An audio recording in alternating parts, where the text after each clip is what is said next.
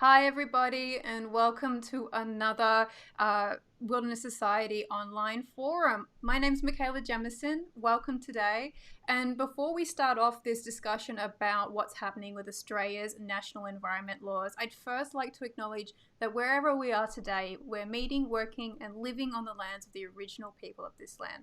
I pay my respects to elders past, present, and emerging, and extend that out to all Aboriginal and Torres Strait Islander people present here today in this online forum. So welcome. I'd love to hear where you are all joining us from around the country. Give us a shout out in the comments section. We're coming to you live both on Facebook and YouTube today. Very exciting stuff. So please let us know where you're joining us from.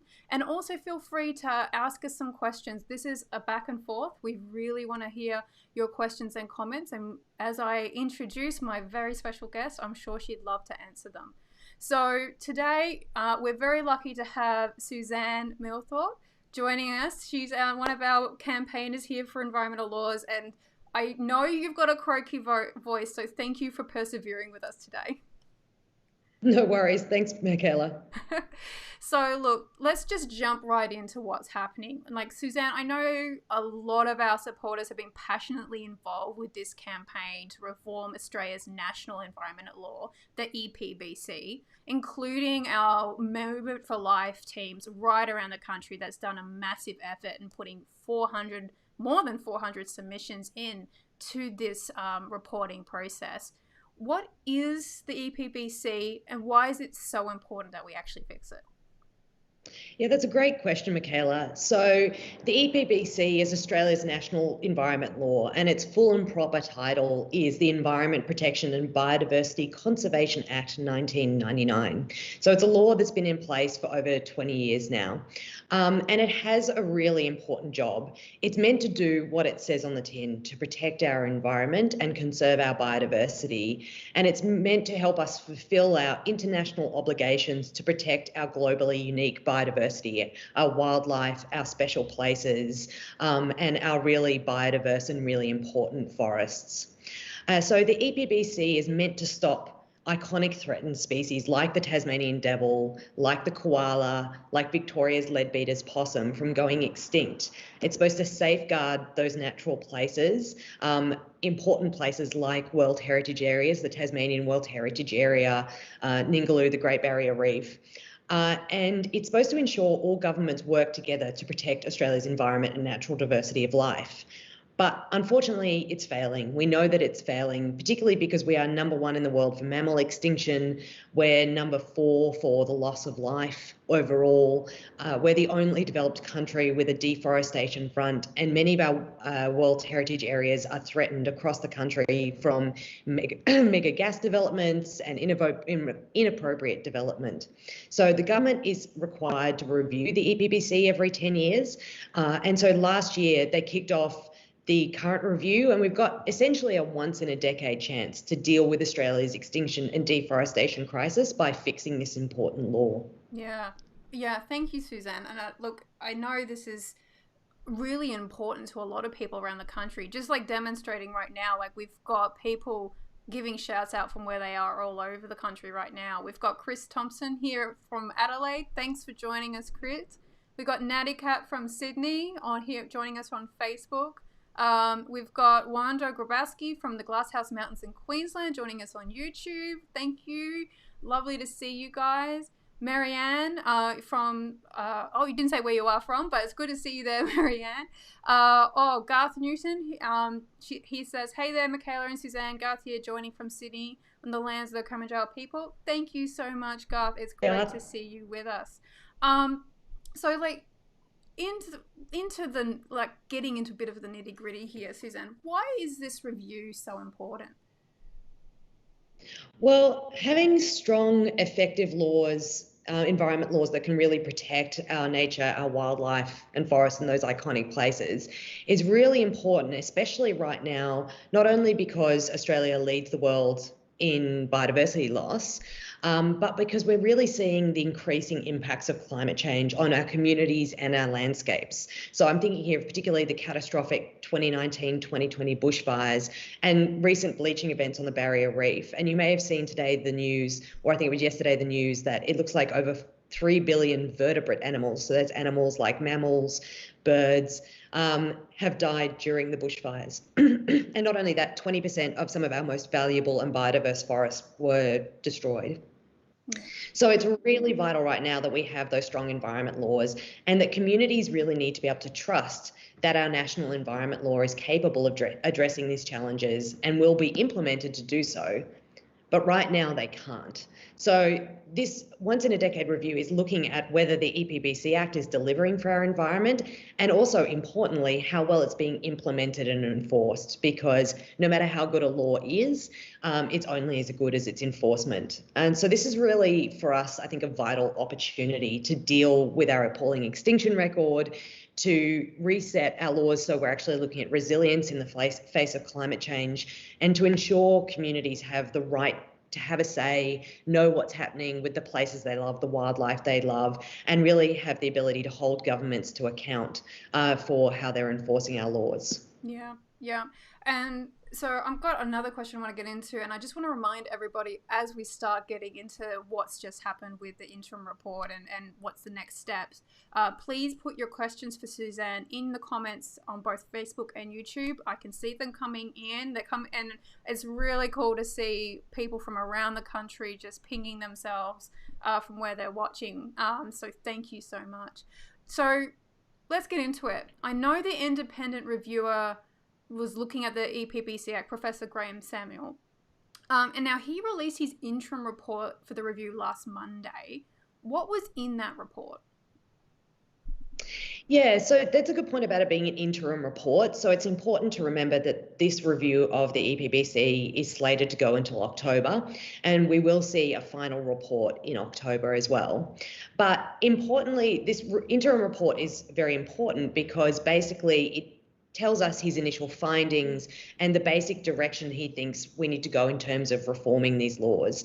And importantly, Professor Samuel found that Australia's natural environment and iconic places are in an overall state of decline and under increasing threat.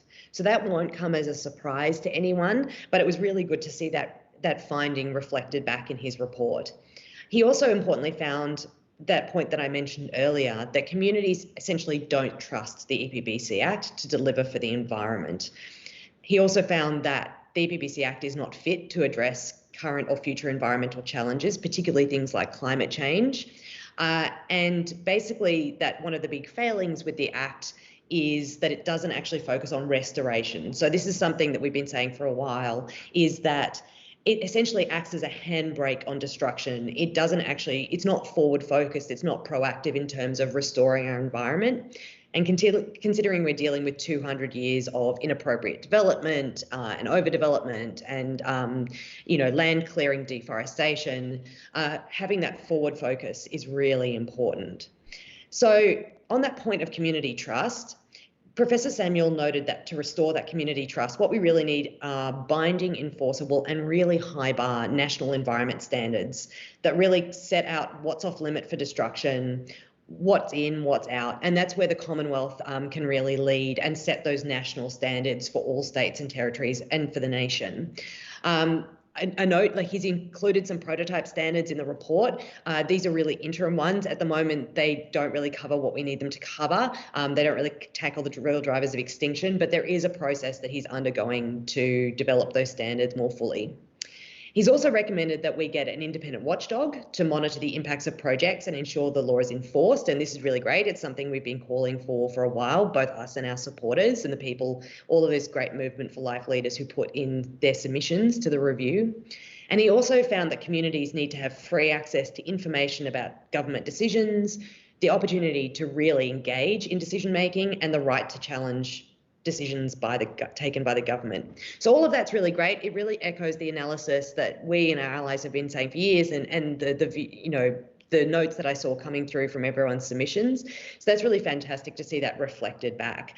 Unfortunately, as I said, it is an interim report, and at this stage, it's really missing a plan for how we tackle those major drivers of extinction and degradation, like deforestation and climate change. It's also missing how we fix the way state governments regulate things like native forest logging, which at the moment we've seen that there's some really big problems. And in fact, some states have been found to, well, Victoria's been found to, in fact, been illegally logging under the current arrangements. And it misses clear recommendations for how we tackle significant issues in how we enforce the EPBC Act. So things like data and monitoring that help us track the impact of the projects. So as I said, it's an interim report, and we'll keep engaging with Professor Samuel to see if we get those issues dealt with in the final report. We've got comments coming in thick and fast, which is great, and questions as well. I'm just going to bring up one here from Chris Thompson. So Chris asks here, I've written to my local MP, Nicole Flint, who only supports jobs in the forest industry and does not balance environmental needs. If our politicians won't listen and act, then what else can we do? Can we coordinate with other like-minded organisations and bombard with people? Lobby politicians' office until they act for the people and environment? I think the answer to both of those is yes. So there is a broad alliance of organisations. Many of the nature organisations in Australia are part of the campaign to reform this really important law under what's called the Places You Love Alliance. There's a bunch of groups working together, and I think that's really important, is that MPs, the job of an MP is to represent us and represent our views. And unfortunately, what happens sometimes is they need to hear that view expressed over and over again by multiple people, which is why it's so important to do what you've done. And thank you for contacting your MP, is to contact them and go, actually, your job is also to represent our views. And we've got to be able to find a way as a country to be able to support jobs that are ecologically sustainable and really support a long-term future for both communities and our wildlife and our precious places. And we know that it's possible. It's happening in other countries. It's actually not an impossible task. So we can do it. We just need to ensure MPs hear the pressure to break out of the old mold and do what's necessary to support communities and our environment. Yeah. Again, this is all coming fast. So guys, keep them coming. I'll do my best to get them through to Suzanne. We've got one here from Ali. She asks, how do they decide what goes into the final report? So it'll be Professor Samuel will be the person who decides what goes into the final report. He's really indicated some of those areas in the report that's just been released, the interim report. So he's looked at some of those implementation issues like data and monitoring that are really important for oversight of government decisions. He's looked at the way in which First Nations communities interact with the Act, and there's a process to engage with them and their representatives about how that could be done better, because we know it's not being done very well at all. And we know also that he's recommended this independent regulator and these strong national standards as a real way to make sure that the EPBC Act is delivering outcomes and that everyone knows they are and it's being properly enforced. Yeah, we've got another question here, and I think this is one that I really wanted to get onto as well, which is from Dan Down. He says, does the government have to do what is recommended in the review? So what has the Morrison government actually done since the release of this interim report? Have they said what they're going to put in place, or are they going to act on some of the interim findings? So technically the government doesn't have to do what's in the review. All they have to do is hold the review. But what they do have to do is fulfill those international obligations I said earlier, to protect our biodiversity, to protect our important wetlands, to protect World Heritage areas. And the way in which they do that is by having an effective national environment law. And so really, even though there's, in a very technical way, they don't have to do what's in the review, if they don't actually improve our national environment law, the EPBC, then they're actually not fulfilling the obligations that they have, the things that they have to do.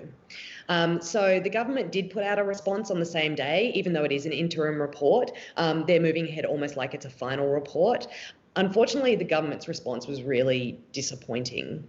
So Environment Minister Ley announced the Morrison government is going to rush to hand the Commonwealth's environment responsibilities to state governments on this idea that they will put in place national environmental standards, and that the states will implement those national environment standards that Samuel has recommended on behalf of the Morrison government. The problem with this is it's not clear if they can or will get those standards in place before they hand their responsibilities off, or if they'll actually have what they need to do to make sure the states actually follow them. Importantly, they ruled out that independent watchdog that Professor Samuel has recommended, although we have seen particularly Matt Keane, who's the New South Wales Environment Minister, come out strongly in support of having that independent regulator. So unfortunately, what we've seen at the moment is instead of the federal government saying, yep, definitely, we're going to fix the problems with this act, we're going to make sure that it works, and then we're going to hand our responsibilities to the states because we've set up this red hot system for making sure that they actually fulfill those obligations and we know it's going to work for the environment. We've got actually the federal government saying essentially, trust us, we'll hand our environmental responsibilities to the states, but we promise that at some time in the future, we'll make changes of, at this stage, an ill-defined nature to improve those standards. And this is really not on. It's just going to lock in more extinction. It's just going to lock in more loss and more destruction unless we really get those standards in place. We make sure they're capable of protecting the things they're meant to protect. And we know we've got the systems in place that we know that state governments will actually be able to implement them. They will implement them, and that it's going to be transparent for all of the community, and the community has those real rights of oversight. Yeah, we've got more questions coming in on all of this. I've got one from Chile. I take it that the government can't be sued for failing to meet its international environmental obligations over this review? ? So otherwise they would have been sued already many, many times. Chile, thank you so much for asking this question. What does this all mean? So unfortunately, no, they can't be sued. Actually, a really interesting, they're in the United States. Communities actually have the right to hold governments to account if they don't enforce their own laws. And it's something we really want to see in Australia, because what we've seen essentially is 20 years of the EPBC failing, not only because it's actually not strong enough and doesn't have those strong standards or safeguards in it, but also because it hasn't been implemented. It just actually hasn't been implemented or enforced over those 20 years in any real way. So at the moment, there's a thing called judicial review, which means you can take the government to account if they don't make a decision legally, so they don't make it in line with the law. But at the moment, you don't have the ability to take them to court or hold them to account if the decision is a bad one. Or if they're not making a decision at all where they should be. So Professor Samuel actually recommends that communities should be able to challenge bad decisions in the courts. It's called merits review, so you review a decision on its merits. But unfortunately, he doesn't also recommend that citizens' enforcement right, which is something that we think is really important. Yeah, and it's something that we were calling for, wasn't it? In the process so far. We've got another question here from Alyssa May. Hi, could you please explain how the EPBC assessment and approval stages are being passed on to the states? I would love to be able to explain that, but it's really unclear. Yeah, and that's part of the problem, I think, too. Yeah, absolutely. All of that is unclear at the moment. All we know is that top line that the government wants to hand those approval powers, assessment and approval powers over to the states. In quite a few places, they've handed the assessment powers, but they still have to make a decision at the end. But they want to hand those approval powers over. And that's really the nub of the question, is how they're going to do that and still make sure states are making the right decisions and fulfill their international obligations. Yeah, exactly. I'm just scanning here. There's so many things to choose from, so bear with me a second. Okay, we've got a question just come in here from Kane. What are the national standards worth without an independent agency, given that the federal government is unwilling to apply what protections exist in the EPBC in its current form? So what would be in place to ensure breaches... it disappeared on me before I finished. Before breaches of national standards were prosecuted. Look, as I said earlier, Kane, and thank you for the question, a law is only as good as its enforcement. So even if the EPBC was actually the best written environment law in the country, if it was never enforced, practically it would be worthless. And as I said, we've seen that with this 20 years sort of government inaction and not making decisions to really implement and enforce the law. So we really need to see that independent watchdog. So Professor Samuel in his report says an independent compliance and enforcement regulator whose job is to make decisions without without potential for ministerial interference. So that's basically like Code 4, make decisions without it being affected by the political process. Make sure that decisions are actually applied, the law is actually applied and enforced in line with the law rather than affected by the politics of the day. And we think that's really vital alongside those strong community rights, because I don't think we want to lose sight of the fact that over the 20 years of the EPBC, we've seen it's actually communities who are doing the job of enforcing the law, of finding the breaches, of basically forcing decision makers to take the right decisions or to take a decision at all. And so I think until we're in a situation where communities can really trust in our national environment laws and trust in our environment decision makers, both state and federal, we really need both of those things in place, that independent watchdog and that community oversight, as well as also the data side of it. You know, sometimes it sounds a bit unsexy, data and monitoring, but basically what it means is all of you guys have the information you need to be able to meaningfully participate in decisions. I mean, it's just clarity of information, making sure that it's transparent why these decisions are being made. Absolutely. So if you really like koalas, you should have the information up to date about what's happening with koalas, what's happening with their population. Is the population dropping off a cliff? Are they getting better? Are they recovering? And then you should have the information about if, say, someone wants to knock down a bit of bush in your local area, what will that do? Is it core koala habitat? Are there koalas living there currently? What will this do to their habitat? How are they going to make sure that doesn't happen and those koalas are okay? So you can actually say, A, I know what's happening with this thing that I love, and B, in a specific situation, I can actually say, as a community member, I can make a meaningful I can meaningfully participate in that decision. Yeah.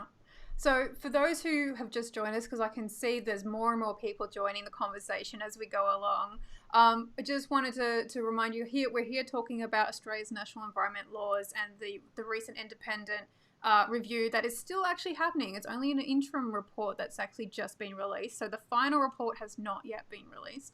And we're talking about what, the interim report, what that means and what the government's response has been. And so please, if you have questions, put them in the comments. We'll get to them. I promise I will keep scanning and keep throwing them at Suzanne.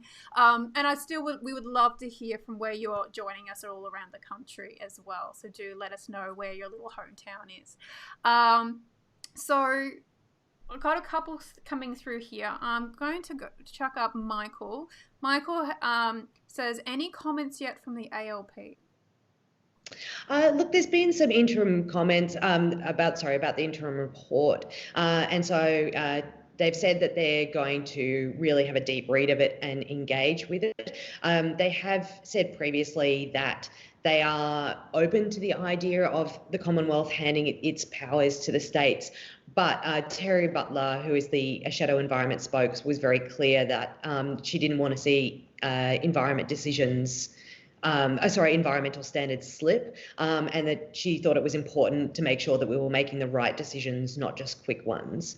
So that's heartening. We would like to hear more from them as well about what they think of this idea of bilaterals, really clearly, what kind of standards they would like to see in place. And also how they think it's best to make sure that the states are able to enforce those standards, or if we should just put a pause on the idea of handing those powers over to the states until we've got that right. Yeah, so like bilaterals, because that's a term I've only recently just learnt myself. So bilaterals is when the feds are handing a power to the states, is that right? Well, a bilateral at its heart is just an agreement. Right. So it's an agreement. Okay.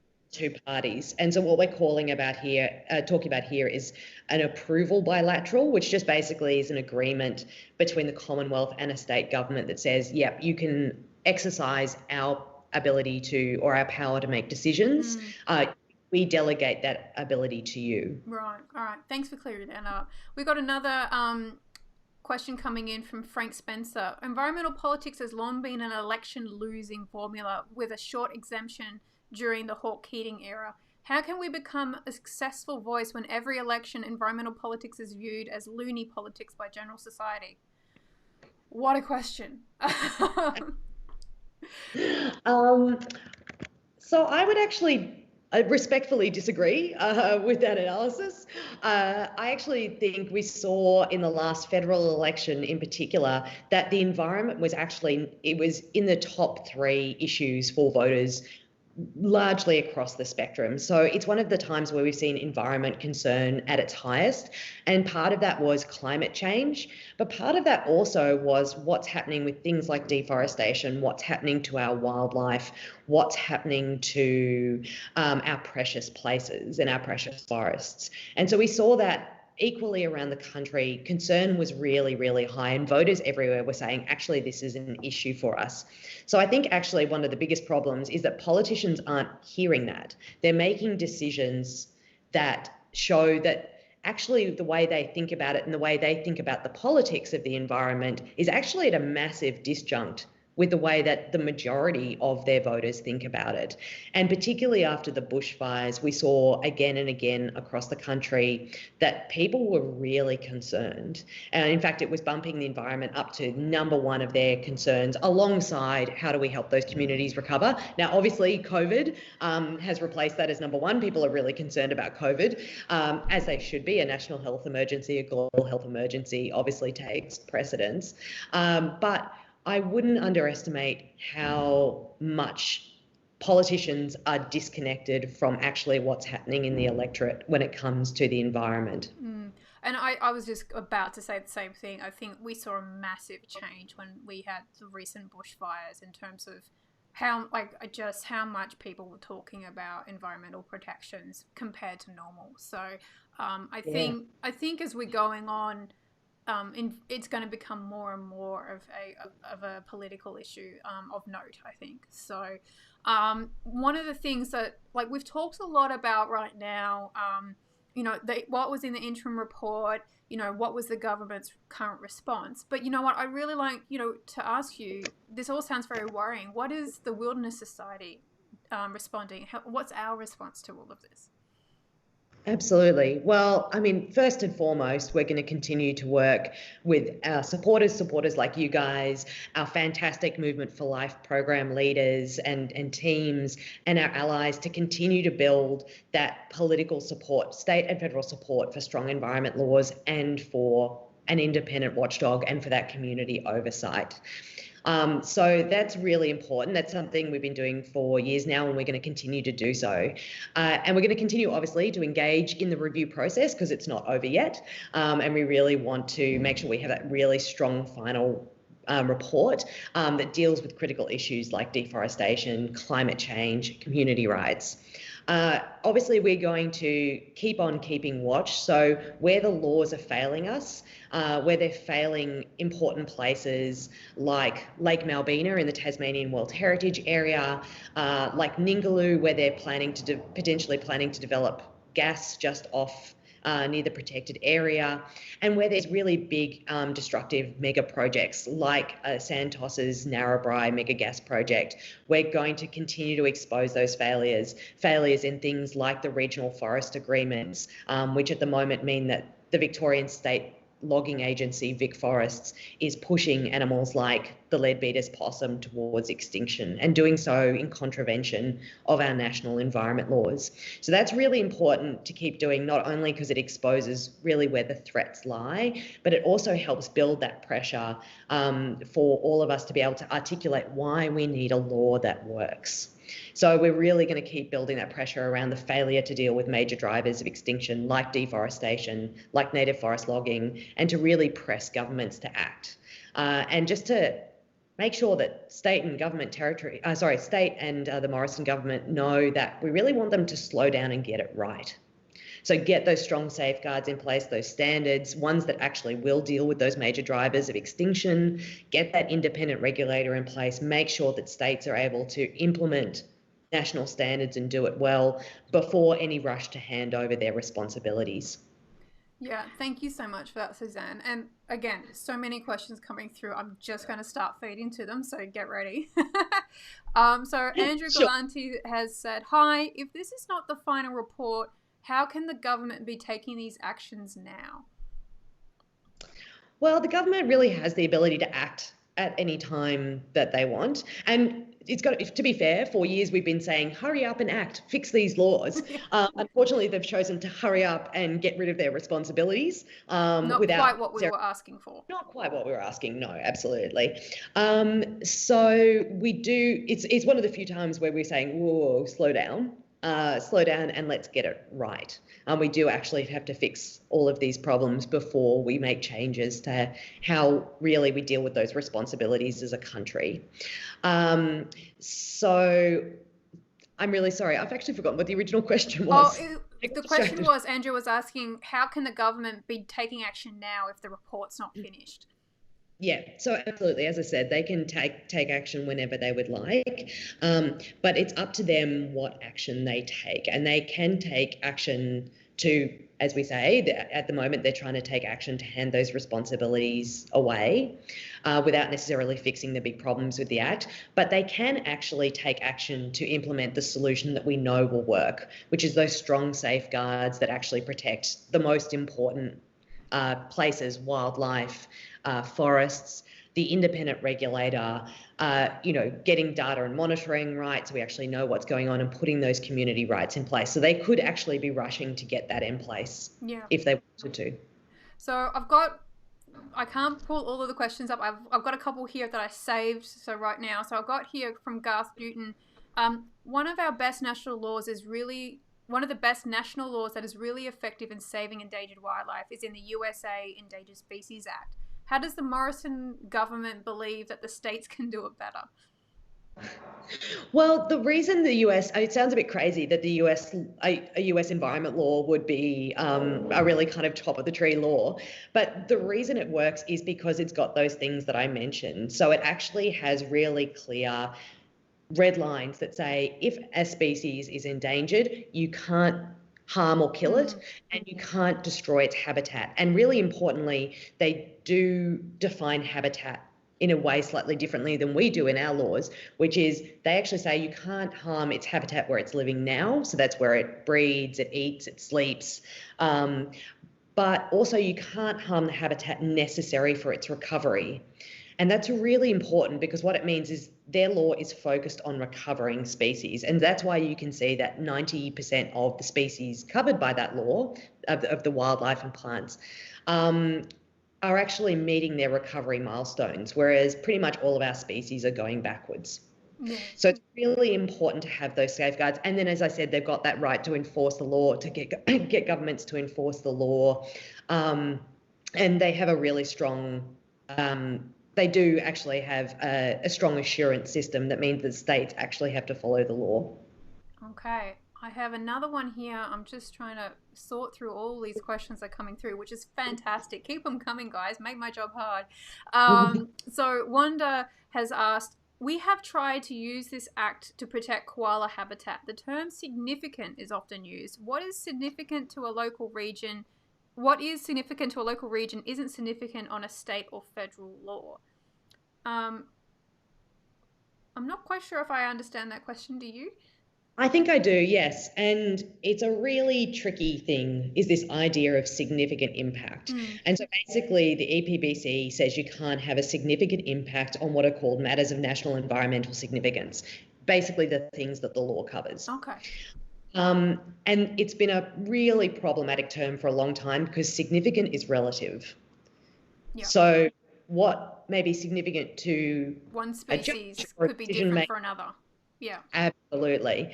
And so we really want to see the significant impact threshold replaced with something that actually is scientifically is set out by scientists and actually has a really clear, you're on one side of the line or the other side. So in our submission to the EPBC review, we called that potentially an adverse impact. The word doesn't really matter, but basically it means you're having a negative impact on a species or a place or an environmental value in a way that inherently damages that value. So if you were talking about a World Heritage Area, they're based on what are called outstanding universal values. And those are the things that World Heritage Areas are meant to protect. So anything that would damage those outstanding universal values would be then an adverse or a negative impact. It would be a really clear scientific threshold that you would need to have a scientific committee still there to continually make sure it was updated, it was correct. But it would be based not on a judgment call about whether something was significant. It would be based on a really scientifically backed threshold. Yeah, and that makes a lot more sense. Mm. So we've got another question coming in here from Gil. How does the gas-fired recovery intersect with EPBC laws? I like how you phrased that question there, Gil. Yeah, interesting point about the gas-fired recovery. It does appear at the moment what we have is way too much gas. So at the moment, there's actually a call out potentially for the government to buy the excess gas that we have. So it's an interesting situation at the moment. So the way that it intersects with the EPBC review, I think, is you can see this broad call from particularly some of those destructive industries that I guess profit most from being able to have their projects greenlit or rubber stamped. They're calling for this idea of deregulation. We need to take the handbrake off, they say, because they've got this sort of narrative that they put out, which is that greenies are being difficult and we're holding up really important projects and jobs. And I think what was really great about the Samuel report was it really actually started to debunk some of those claims. This quote unquote idea of green lawfare, that's been found in multiple places not to exist. In fact, most of the cases under the EPBC actually, I think it was only 19 out of 6,500 actually went through a court process. And also the Samuel report found that in terms of this idea that the EPBC is delaying projects, actually most of the time, 3/4 of the time that projects are delayed, they're delayed. 3/4 of that delay is because they're sitting with the companies that are proposing the projects, either because they don't have their documents together, they're not ready to actually proceed to the next step, or they've actually decided for commercial reasons to put a pause on the project. Yeah, so it's not really the green movement holding a lot of these up at all. No, it's not really. And it's also not the law itself. Because we know it's being poorly enforced. There was a damning Auditor General report that came out 2 weeks ago that said basically there's been ongoing failure to enforce the laws almost across the board. And we also know it's not the fault of the law itself because it's really sitting with these companies. And also really importantly, the point of an environment law is to protect the environment. Yeah. And we've got no opposition to that, the law being efficient and effective, because the more effective a law is, the better outcomes you'll get. So that's really important. But what is really important that it does what it says on the tin, and it can protect our environment and conserve our biodiversity. So at its heart, the purpose of our environment law really needs to remain on that. Yeah. And I think that's what we're all pushing for. And I think there is a lot of groups who've been working on this a long time, including, the Wilderness Society and us. So Rob Phillips has an interesting point here. So the Wilderness Society had a survey results back in 2018 that the environment was a strong driver, especially among Liberal voters, prior to the last election. We know that the environment across the board, no matter what your political affiliation is, it's gaining traction in a number of areas of people thinking that it's really an important election issue. So I really wanted to point that out, and thank you so much for raising that with us as well. I'm just going to have a little scan through more of our questions coming in. It looks like we have one from Alyssa May here.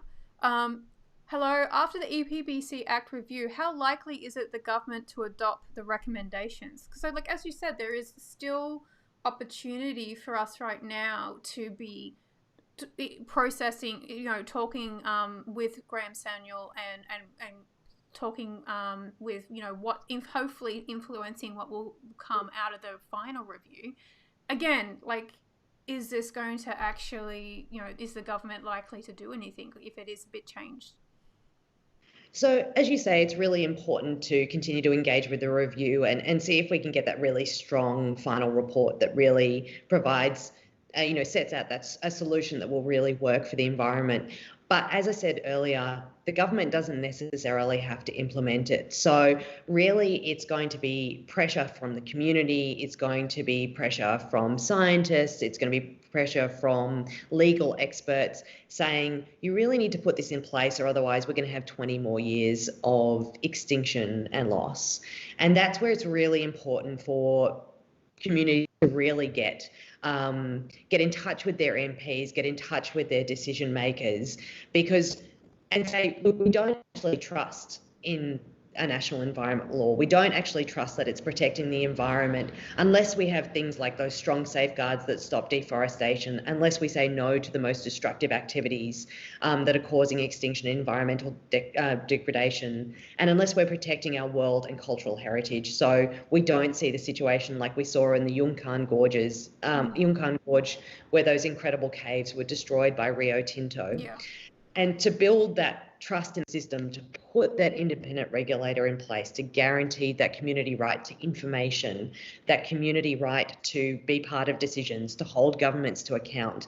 And the Morrison government really needs to hear from you and from us and from everyone that we really don't want them to hand pass their responsibilities off. We want them to fix the law and put in place that solution that works. So you really... And so I was just going to say, because like I know I'm seeing some questions coming through now in terms of like, well, what can we who are on this online forum do? Like, how can we do that now? I think in terms of, as you were saying, getting in touch with your MPs and things like that, I think we've got some options, and that we'll put them in the comments below on how you can do that. But would you like to give us a bit more detail? Yeah, so I think it's really important to get in contact with your local politician. That can be your state politician or your federal politician, or both, ideally both. So you can ring them, you can email them, you can write them a letter. I know they quite enjoy getting letters. It's nice and fun and old school. And that's because of that point that I raised earlier, is their job is there to represent community interests, the interests of voters in their electorate, but they can really only represent the views and interests that they hear. So it's really important for you to get in contact and let them know what your concerns are, how you feel about this proposed change. And I want to make a point here, is that often I speak to people and they're like, oh no, I don't want to get in contact because I'm not a legal expert, or I don't feel that I know enough about the law. And the thing I always say to that is, legal experts can weigh in on legal matters. That's absolutely fine. But the job of your MP is not to represent your view as a legal expert. They can get that in Parliament. They can get that in the court. Their job is to reflect the interests and concerns of their electorate, of their voters. And there is no one who is a better expert in your concerns, in your views and your beliefs than you. You are the only world expert in what you believe and what you care about. So please, everyone, do feel empowered, do feel like your views and concerns matter, because they do. Politics is not a game purely of fact or science, because if it was, our environment would be super protected right now. Yeah. That actually would be a problem. What they need to hear is the fact that hear and see is that disjunct between the politics that they're playing and actually how the community feels. And the best way for them to hear that is for you to get in contact with them. And you can write an email to them, you can write a letter, and we've got lots of resources to help you. Yeah, we will actually have, it's actually really simple. We've got a resource actually that we're going to put in the comments below right now. You can go to our website and just put in your postcode, and it will come up immediately with who your MP is, and it'll all be set up for you to send an email right there, and then you can adjust it how you like, and it can go straight to your MP. So just check out the links, and we'll put it all around on Facebook and YouTube so you can find it. But that's one really easy way of doing it if you're not someone who wants to write a handwritten letter or wants to get on the phone. But there's lots of ways, I think, as you were saying, that getting in touch with your MP is probably one of the most powerful things to do at the moment. Absolutely. And the other thing is to keep getting the word out there. So you can do things like write a letter to the editor of your local newspaper. It's a bit of an old school one, but it is actually really great to get that, particularly if you see something in your local environment where it's not working, Because those MP or where there staffers is. are always reading those, aren't they? They're keeping an eye Yeah, on. absolutely. So I think we've got some more questions coming in. Suzanne, are you right to stay with us for a bit longer? Because I know we've got more questions that people would love to ask you. Um, Absolutely. Just to check, I'm having a bit of freeze on my screen. So just to check that I'm still here and you can hear you're me. still here. I can still see you. You're all good. So Excellent. so one of the things we've got here, Jocelyn has asked, how can we get citizen scientists monitoring all active logging compartments to flood the EPA with illegal logging instances? I think that might be a little bit outside what we're talking about today, isn't it? Yeah, unfortunately, I'm not the best expert on those things, but if you leave a. Oh, we may have lost Suzanne for a second. If you do have all your questions, we will. If Suzanne's not our right campaigner to answer, we will definitely get to you after the live feed with our right campaigners and get to your questions as much as we can. You're back, Suzanne. Thank goodness. I thought you had frozen on me there for a second. So we're gonna wrap up a little bit soon. So if you do have any more questions coming in, please let me know. Um, but in terms of next steps in general, Suzanne, is there anything else you'd like to share with us? Well, I think that the point is that even though the government has announced these plans, that doesn't necessarily mean that they're not open to change. We can actually, as I said, build that pressure for the solution that we know will work. We can build that pressure to say slow down and get it right.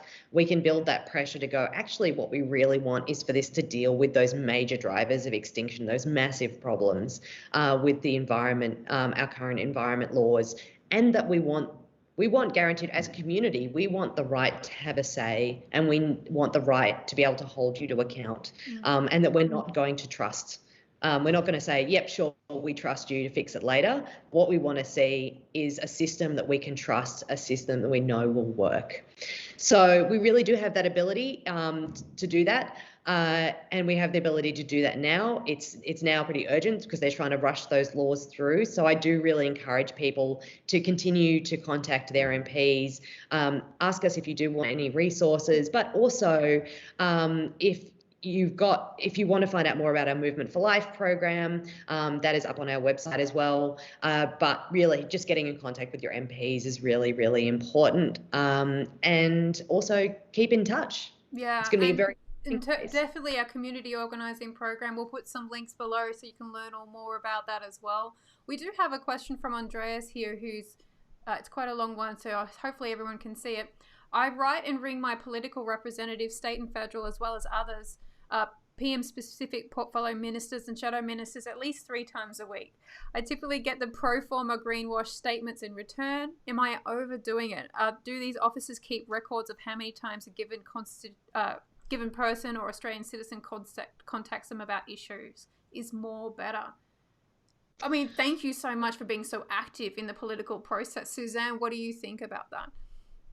Absolutely. Look, I think there's 2 questions. One is that working for you as well? Because it's also important. This is a long fight. It's not a sprint. So I really encourage you to take care of yourself as well and make sure that you've got that time and that energy for the long haul.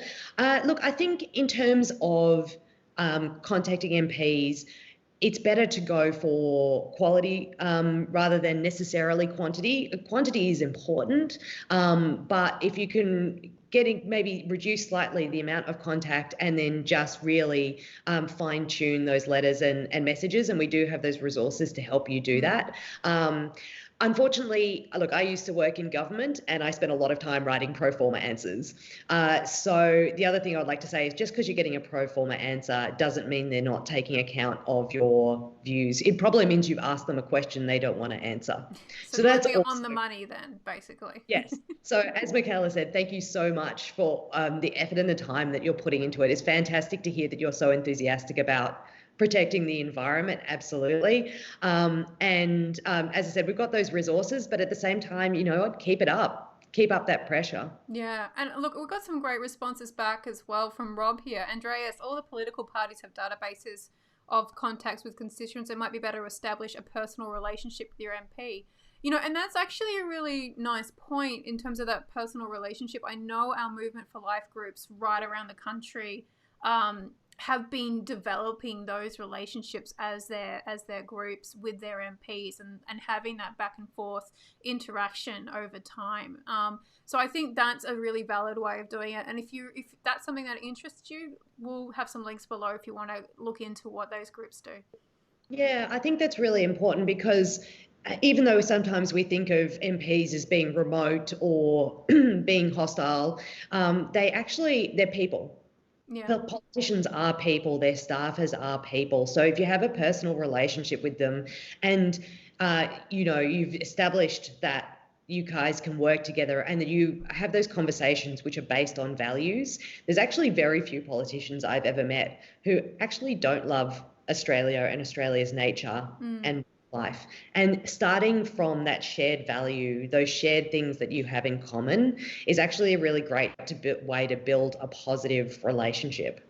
Yeah, exactly. And I think there's also something to be said in terms of joining the movement as well and being part of that larger group of people that I know, look, it really is at the heart of what the Wilderness Society is all about, you know, right from our very beginnings is, you know, we're very much a people-led organization and movement. So we're glad to have you on board. So, you know, definitely there's ways and means come on board.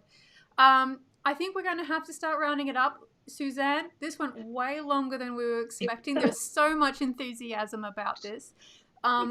Please keep sending in your questions and your comments.